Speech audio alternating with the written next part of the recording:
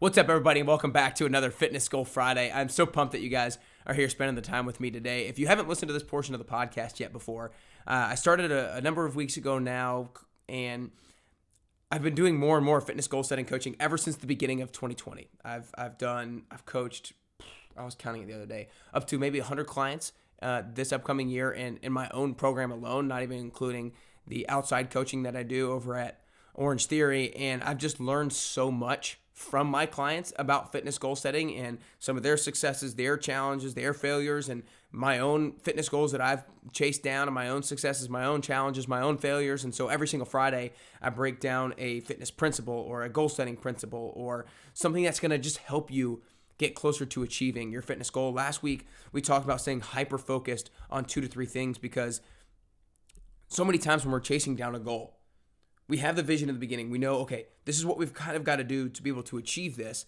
But then when we start on it, we think like, oh, we can also do this. We can also do that. We can also do this. And we fall victim to all these good ideas, which sometimes can be okay, but they'll deviate your focus from what the most important things are. And if you don't stay hyper-focused on those 2 to 3 things, then those good ideas are going to overtake you, and you're not going to be able to stay focused on what's most important. So that was last Friday. So if you didn't listen to that and you want to go listen to it, you've got to. But this week, I want to talk about the importance of seeing the commitments that you make to yourself as promises. Because let's think about what a promise means. A promise means that it's not conditional. It's not situational. It's not circumstantial. It's not saying that I'm going to do this if. There's no ifs. There's no buts. It's I'm going to do this no matter what. And so many times we treat promises to others at such a higher level than we treat promises to ourselves. And it's hard to understand as to why that exactly is. But it's like, okay, if we promise it to somebody else, then they're going to hold us accountable. They'll know whether or not we follow through, and they might be mad at us if we don't follow through. But if we don't follow through with a promise to ourselves or a commitment to ourselves, it's like nobody's really going to know besides ourselves. So it's really not that big of a deal. But it's like, no. Promises to yourself are the most important things that you can follow through with, because think about it. If your source of power is integrity, if your source of power is being true to your word, then that's what following through with your promises is. Following through with your promises means that I'm a congruent human being. It means that I'm going to say something and I'm going to do it. And I'll never forget the quote that Stephen M.R. Covey had on my podcast a long time ago. He said, honesty is when your words match reality. It's when you see reality and then you tell the truth. So honesty is when your words match reality, but integrity is when reality matches your words.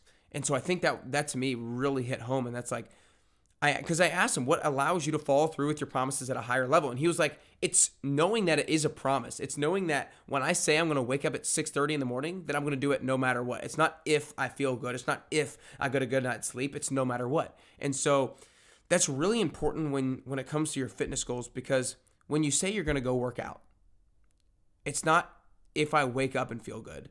It's not if I get a good night's sleep. Now, obviously, I want you to get a good night's sleep. I'm not saying that.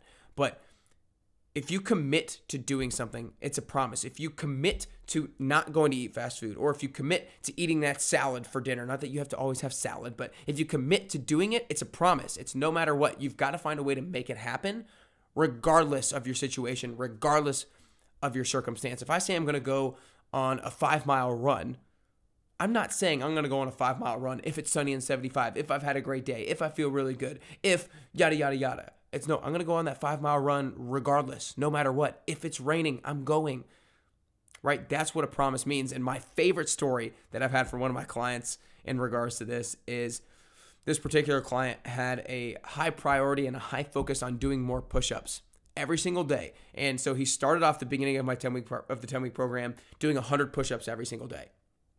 And then every single week after that, he added 20 push-ups to that. So week 1, he did 100 push-ups every day, 120 push-ups every day. Week 2, 140 every day. Week 3, and then he finally got up to like 300 push-ups, I think, towards the end. And there was one week when he was traveling, and he was traveling across time zones. And he got to his home neighborhood, and he realized the whole drive that he was going to have a limited time to get the number of push-ups in. I think he had done 250 before the drive. And he was like, oh gosh, I think I'm going to get there in time to be able to get them done when I'm home.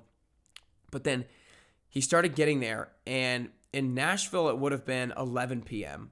but he was transitioning over to Eastern time and it was getting closer and closer to midnight. And so he was really getting close to it. And he was driving his car and he was keep looking at the clock, keep looking at the GPS to see what his ETA was, kept looking at the clock, kept looking at the time.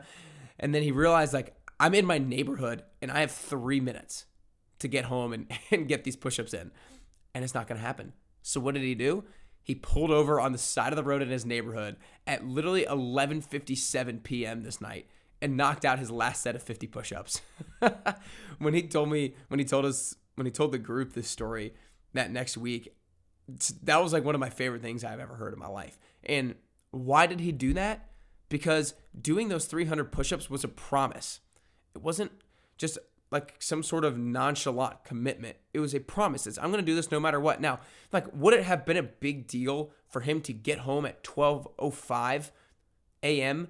and then knock out the 50 push-ups? No, it wouldn't have been a big deal. Like, it wouldn't have been a big change to his body or anything like that. But it's more of a psychological thing. He was like, this thing's a promise. I'm willing and able to do this regardless of my situation, regardless of my circumstance. So I hope that story inspires you, and I hope that story allows you to start seeing the commitments that you make as promises, as not situational, not circumstantial, not conditional. You're doing them no matter what. Because if you can start to follow through with the promises that you make to yourself, your level of confidence is going to skyrocket. If you can know that if I say I'm going to do something, then I'm going to do it no matter what. Like, I've built up that confidence over the past 3 years.